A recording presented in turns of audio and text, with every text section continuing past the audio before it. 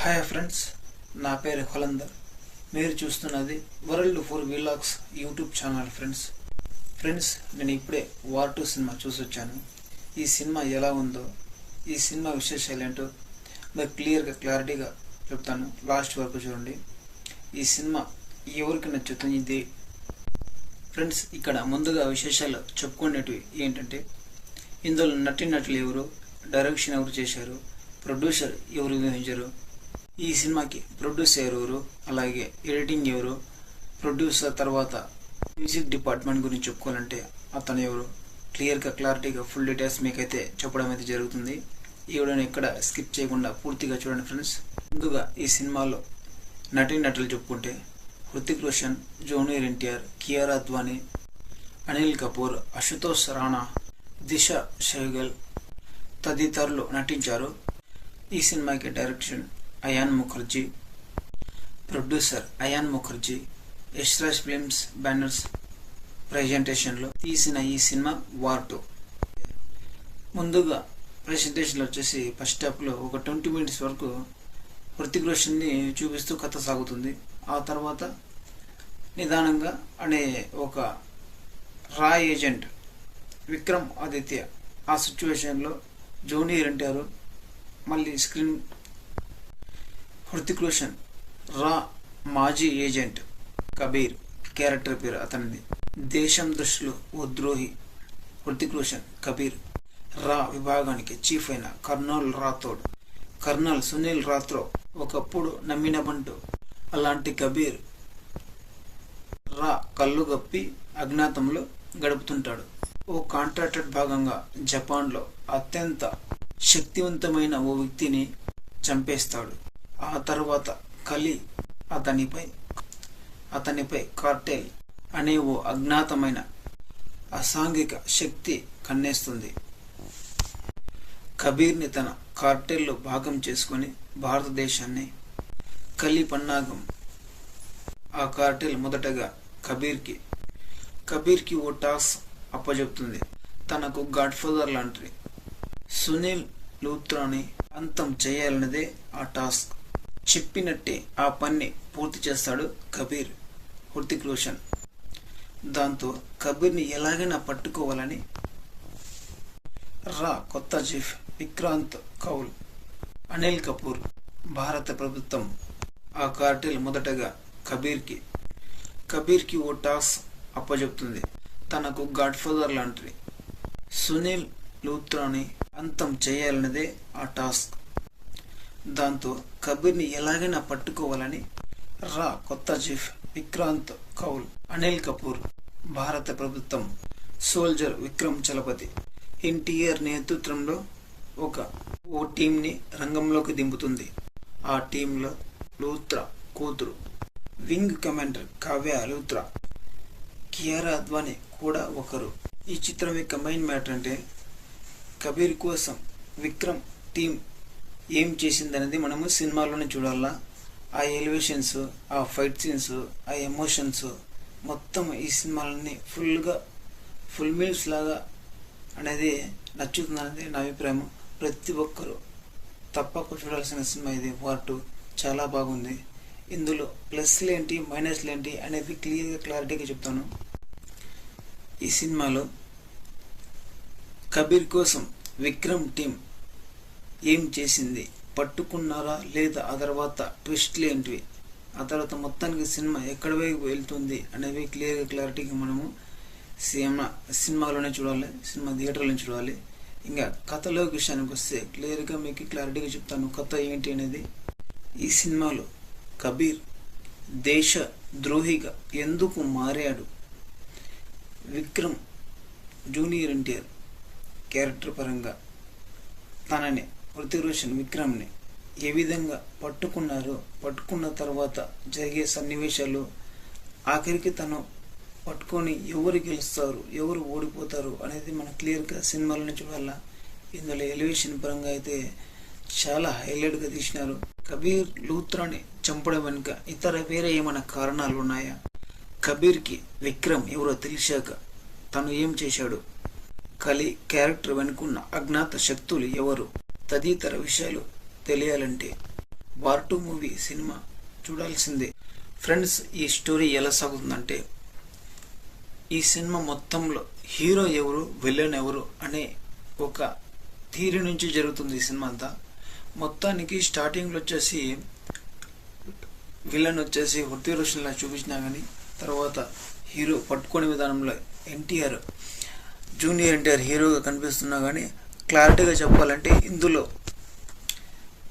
ట్విస్ట్గా చెప్పాలంటే ఫైనల్గా హీరో ఎవరు విలన్ ఎవరు కన్ఫ్యూజన్లో పడతారు ఆడియన్స్. కాకపోతే డైరెక్టర్ చూపించే విధానం మాత్రం చాలా హైలైట్గా, చాలా ప్లస్గా అన్నట్లుగానే ఉంటుంది సినిమా. హీరోని మొదటగా విలన్గా చూపించడము, మళ్ళీ విలన్ని హీరోగా చూపించడము, రెండు ట్విస్టుల మీద ట్విస్టులు చూపించి ఫైనల్లో ఇద్దరు హీరోలే అన్నట్లు ఈ సినిమాలు పూర్తిగా అయాన్ ముఖర్జీ చెప్పడం అయితే జరిగింది. ప్రతి స్క్రీన్ ప్లే చూడచక్కటిగా సినిమా అయితే తీయడం అయితే జరిగింది.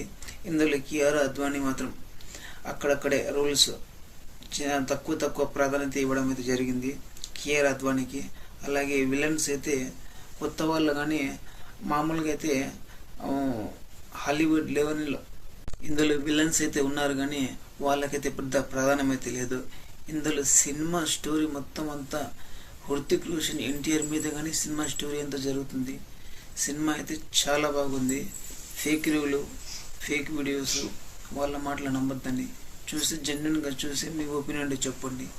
సినిమా చాలా బాగుంది. ఒకవేళ మెరుగిన సినిమా చూడకపోతే చూసిన తర్వాత ఎలా ఉందో కామెంట్ చేయండి.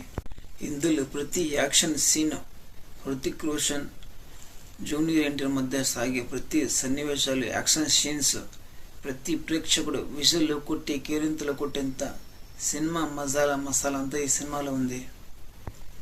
కబీర్ని విక్రమ్ పట్టుకునే తీరు, యాక్షన్స్, ఎలివేషన్స్ కానీ చాలా హైలైట్గా ఉన్నాయి. చాలామంది రివ్యూస్లో చూశాను ఇంతకుముందు, విఎఫ్ఎక్స్ చాలా పూర్గా ఉందన్నారు. కాకపోతే ఎస్టాస్ ఫిల్మ్ బ్యానర్స్ అంటేనా యాక్షన్ లెవెల్ అంటేనే గ్రాఫిక్స్ పరంగా కానీ విఎఫ్ఎక్స్ పరంగా కానీ హైలైట్గా చూపించడం వాళ్ళ యొక్క స్పెషాలిటీ. హాలీవుడ్ రేంజ్ని మించిపోయిన సినిమా ఇది వార్ 2. చాలా బాగుంది. ఖచ్చితంగా మీకు ప్రతి ఒక్కరు నచ్చుతుంది. వార్ 2 సినిమాలో ఇంటర్వెల్కి 10 నిమిషాల ముందు ఆ యాక్షన్ సీన్స్, సన్నివేశాలు సినిమాకి హైలైట్గానే చెప్పుకోవచ్చు. అందులో ఏ సినిమాలోనూ చూడని కని విని ఎరుగుని రీతిలో ఆ ఫ్లైట్ సీన్, ఫైట్స్ ఆ ఫ్లైట్లో జరిగే ఫైట్ సీన్స్ అయినా కానీ, తను గాల్లో ఎగిరి చూసే విధానం అయితే చాలా బాగుంది. ప్రతి ఒక్కటి 10 నిమిషాల హైలైట్. అప్పటి వరకు కబీర్ వాస్ విక్రమ్గా ఉన్న తర్వాత, ఇంటర్వెల్ తర్వాత విక్రమ్ వాస్ కబీర్గా మారే సీన్స్ కబూ వాస్ రఘుగా మారిపోతాయి.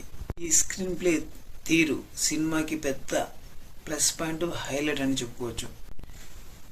అలాగే ఈ సినిమాలో మైనస్ పరంగా చెప్పుకోవాలంటే పాటలు అయితే 3 పాటలు ఉన్నాయి.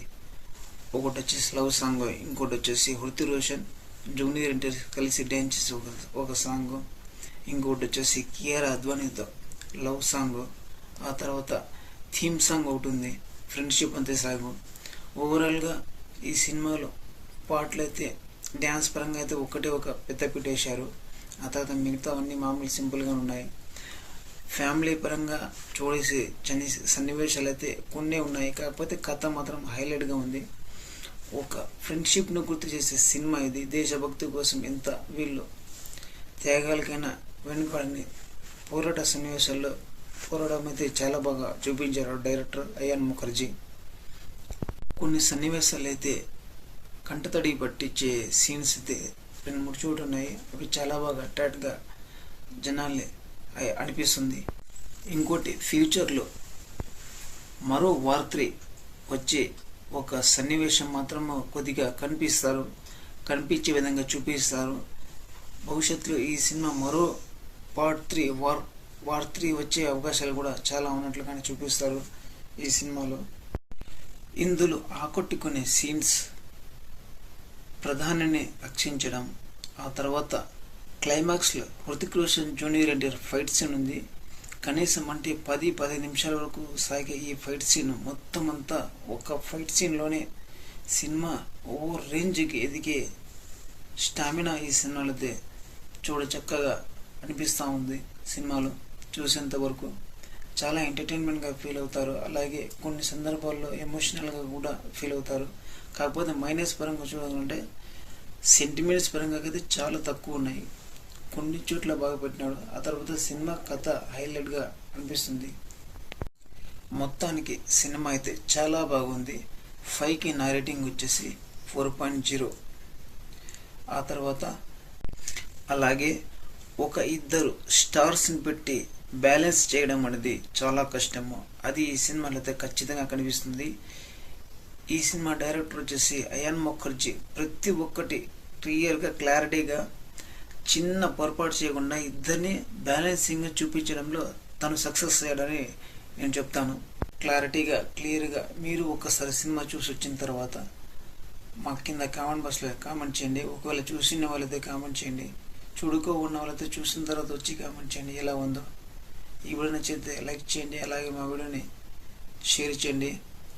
ఇలాంటి కొత్త వీడియోస్ మళ్ళీ మీ దగ్గరికి తీసుకురావాలంటే మా ఛానల్ని సబ్స్క్రైబ్ చేసుకోండి. ఇలాంటి వీడియోస్ మరిన్ని వస్తూ ఉంటాయి.